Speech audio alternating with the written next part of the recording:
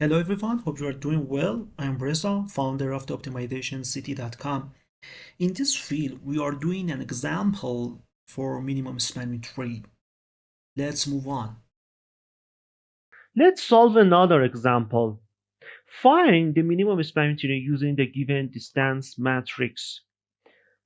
So in the solution, we start by choosing node number 6 as our arbitrary starting point. The arc 6, 4 is selected with the smallest value is equal to 4. Next, we select node 1 and 2 in the same time and in the same iteration, add arc 4, 1 and 4, 2 to the tree with the smallest value in the next iteration.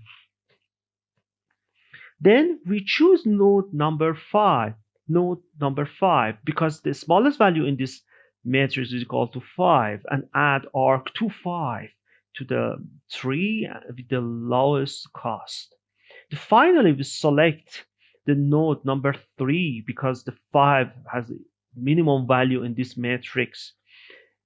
So the minimum, and this is the final table, and you can see that the minimum spamming tree, because we have a one unique solution here, only 1 5, we have one solution, not multiple solution like the last example. So this is the minimum spamming tree for the problem, and the length of the minimum spamming tree is equal to 20.